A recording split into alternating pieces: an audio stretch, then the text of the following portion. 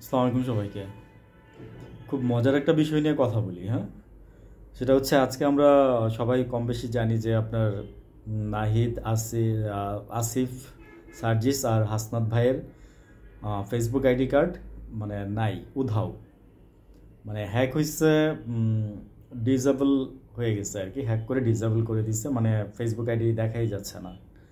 তো মোটামুটি আমরা কম বেশি এটা সবাই জানি, কিন্তু এটার পিছনে কারণটা কি জানেন?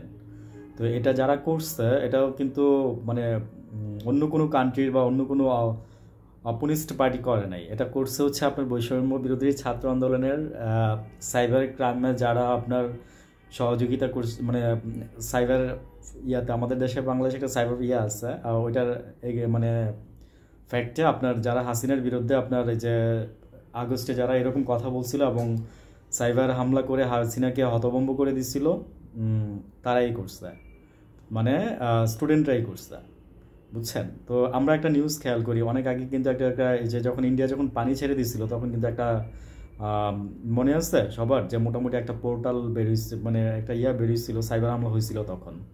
এবং বাংলাদেশে অচিরেই সামনে আরেকটা বড় একটা সাইবার হামলা হবে। তো আজকে যে এই যে তিনজনের যে আইডি উধাও হয়ে গেল, এটার পিছনে কারণটা কি? এটার পিছনে কারণটা হচ্ছে খুব মজার ভাই, ইন্টারেস্টিং। তো ওরা বলতেছে যে এই যে দেখেন আমি আগুন নিয়ে কথা বলতেছি সচিবালয়ের, তো ওরা এই জিনিসটাকে তুলে ধরছে এবং বৈষম্য বিরোধী ছাত্র আন্দোলনের যারা নাকি এখন যারা আছে তারা দেখা যাচ্ছে যে আপনার এই যে যে কাজগুলো করার কথা ওইভাবে তারা ঠিকভাবে কাজগুলো করতেছে না। তো ওই কারণে তারা এই হামলাটা করছে এবং তারা এটাও মানে বলতেছে যে যেমন এর মধ্যে প্রধান যে কারণটা তারা বলতেছে যে আপনার দুইটা কারণ উল্লেখ করছে। একটা হচ্ছে সচিবালয়ের যে আগুন, এটা স্পষ্ট ধারণা দিতে হবে মানুষকে, এটা যারা বলছে তারা মিথ্যা বলছে। আমিও বলছিলাম যে কথাটা, রিপোর্টটা মিথ্যা, যে ইনভেস্টিগেশনটা হয়েছে। আর দ্বিতীয় নম্বরটা হচ্ছে আপনার মুস্তফা সরোয়ার ফারুকীকে আপনার সরাইতে হবে।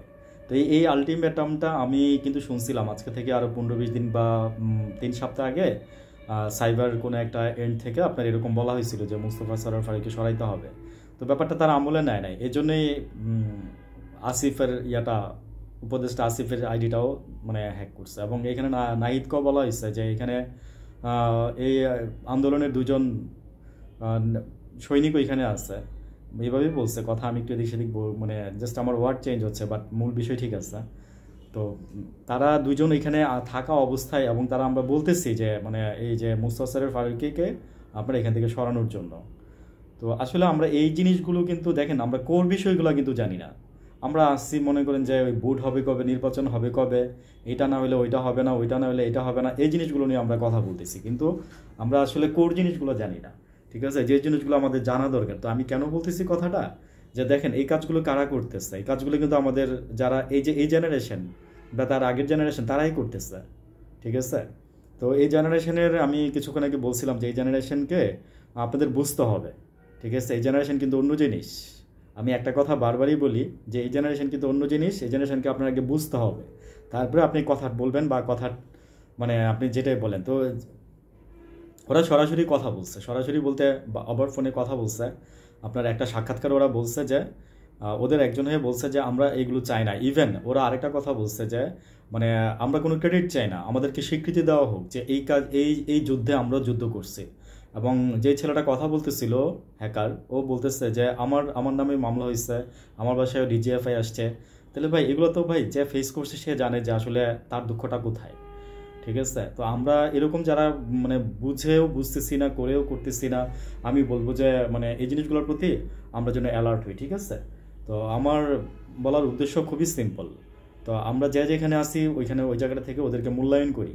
ঠিক আছে, ওদেরকে মূল্যায়ন করি, কারণ একটা মানুষ, ওরা কিন্তু বলতেছে যে দেখেন, এবং ওরা এটাও বলছে যে অনেক কিছু এখন পর্যন্ত সরকারের আপনার ইয়েতে আছে, এই যে কি জন্য বলে আপনার ঝুঁকির মধ্যে আছে। শুধু তাই না, বাংলাদেশ ব্যাংক সহ আরও বেশ কিছু গুরুত্বপূর্ণ প্রতিষ্ঠানের কথা বলছে। এবং তারা আরেকটা আলটিমেটাম দিচ্ছে, যদি এর মধ্যে যদি মানে এই মানে মুস্তফা সরোয়ার ফারুকী আর এই যে আরও এই যে বিশৃঙ্খলাগুলো হচ্ছে, মানে তাদের তো খুব কয়েকটা দাবি দেখলাম আমি, তাদের তো দেখলাম যে বা দাবিগুলো খুবই সাধারণ এবং ন্যায্য দাবি। তারা বলতেছে মুস্তফা সরোয়ার ফারুকীর পদত্যাগ, তারপরে সচিবালয়ে আগুনের যে ঘটনাটা, এটার যে মানে একদম মানে মূল জিনিস। এরা বলছে যে আরও অনেক কিছু আছে, মানে ওই জিনিসগুলো তারা বের করে নিয়ে আসে নাই, ওইগুলো তারা তদন্তে বলে নাই। বুঝছেন? তো ওরা জানে কিভাবে ভাই, আমরাও তো প্রথম থেকে বলতেছি যে আপনারা যেটা নিয়ে এটা যে বলতেছেন আসলে এটা তো ঠিক না, এখানে অনেক ঘাপলা আছে। তো এটা হচ্ছে কথা আর কি। আর আপনার আরও কিছু কথা ওরা বলছে যে ওদের দাবি দাবি বলতে তেমন কিছু না।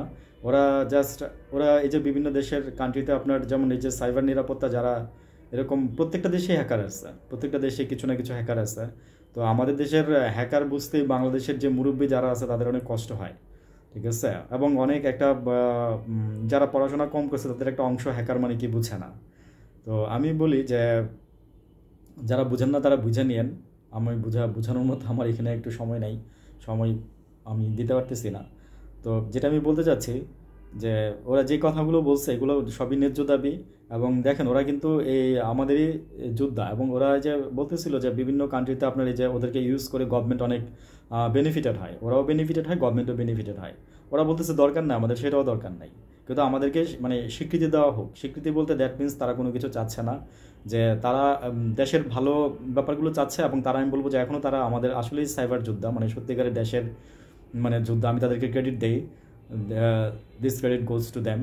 তারা ভালো কাজই করছে আমি বলবো, যে যদি এই উদ্দেশ্য করে থাকে। এবং নাহিদ ভাইকে এবং আসলে আমিও এই কথাটা বলছি যে নাহিদ এবং আসিফ ভাই থাকতে ওইখানে এত কিছু হয়ে যায়, তারা কিছু বলে না, মানে চুপচাপ। আমি তো বলছিলাম যে ভাই ওই জায়গাটা আপনারা সারা জীবন থাকবেন না, ওইখান থেকে তো আপনাদের বেরোয় আসতে হবে। তো ওইখান থেকে বেরোয় আসার পরে কিন্তু আপনারা মানে একটা জবাবদিহিতার মধ্যে পড়বেন, ঠিক আছে? আর নতুন আরেকটা মানে যারা আছে তারা একটা দল গঠন করবে, ওইটা নিয়ে আমি আরেকটা ভিডিওতে আলোচনা করব। ঠিক আছে, ভালো থাকেন, আল্লাহ হাফিজ, আসসালামু আলাইকুম।